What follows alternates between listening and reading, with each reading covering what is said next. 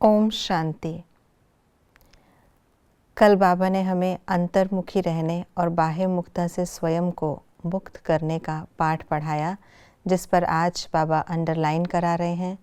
और साथ साथ बाबा ये भी बता रहे हैं कि हमारे 2 क्लासेस हैं, अमृत वेला योग का क्लास और मुरली क्लास जो ज्ञान का क्लास है। इन दोनों क्लासेस पर हमें अटेंशन देना है।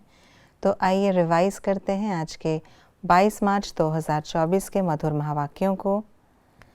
चढ़ती कला का कौन सा पुरुषार्थ बाप बच्चों को सिखलाते हैं? कभी पढ़ाई से रूठो नहीं, अवगुण देखने से मुंह मोड़ लो, बुद्धि योग एक बाप से लगाओ, मुरली की अच्छी अच्छी पॉइंट्स धारण करते रहो। भक्ति की दंत कथाएं सुनने का क्या परिणाम हुआ? पैसा गंवाया, माथा घिसाया, सीढ़ी नीचे उतरते आए, सुन सुनकर पत्थर बन गए। हमारे 2 क्लास कौन से हैं? एवर हेल्दी बनने का, एवर वेल्दी बनने का। आंतरिक खुशी किन्हें रहती है? जो आप समान बनाते हैं। अंतर्मुखी होने से क्या फ़ायदे होते?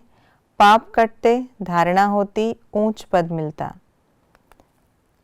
संगम युग पर कौन से कर्म करने से सतयुग में प्राप्ति होती? संगम युग में आराम करने से सतयुग में काम करना पड़ता। यहाँ सेवा करने से वहाँ समीप संबंध में आते। यहाँ सेवाधारी बनकर रहने से वहाँ रॉयल फैमिली के अधिकारी बनते। यहाँ हार्ड सेवा करने से वहाँ आराम से सिंहासन पर बैठते। आज की मुरली के अनुसार कॉन्ट्रास्ट की बातें इस प्रकार हैं। मनुष्य हैं पुराने, देवताएं हैं नए, अन आर्य हैं अभी, आर्य हैं सतयुग में। मनुष्यों को कलयुग याद रहता, सिर्फ हमको संगम युग याद है।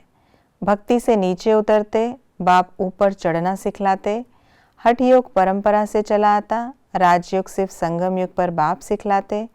मनुष्य हठ योग सिखलाते, राजयोग एक परमपिता परमात्मा सिखलाते। क्या होने से क्या होता है? प्रजा बनाने से राजा बनते, चक्र को याद करने से चक्रवर्ती राजा बनते। बाप के साथ बुद्धि योग न लगाने से नीचे उतरते। बाप द्वारा राजयोग सीखने से मुक्ति जीवन मुक्ति मिलती। रावण के आने से विक्रम संवत शुरू होता, डेट बदल जाती। राजयोग सीखने से लक्ष्मी नारायण भगवान भगवती बनते। कुछ बातों के लिए बाबा ने बताया ऐसा क्यों है। मनुष्यों में बहुत क्रोध है क्योंकि साइंस का घमंड है। सन्यासी थाली धोकर पीते हैं क्योंकि उनको भोजन का महत्व है। मनुष्य धंधाधोरी में बहुत थक जाते हैं क्योंकि देह अभिमान में रहते हैं। यज्ञ की हर वस्तु की संभाल रखनी पड़ती है क्योंकि यज्ञ की एक एक चीज़ बहुत वैल्यूएबल है। बेहद के बाप के कुछ बच्चे किसी को समझा नहीं सकते क्योंकि पढ़ाई पर ध्यान नहीं है, बुद्धि योग भटकता है। हमें किन बातों की धारणा करनी है?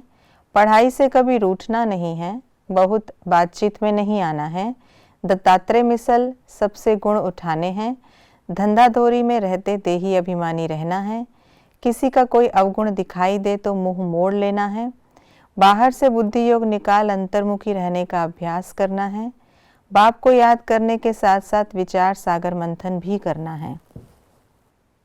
ये थी आज की मुरली की विशेष बातें।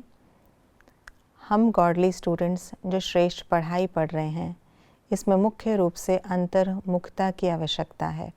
हमें अपने बुद्धि को बाहर की सब बातों से निकाल अंतर्मुखी होकर एकांत में बैठ मनन चिंतन कर एक बाप की याद में रहना है और धंधाधोरी करते भी उस बाप की याद में ही रहना है। ओम शांति।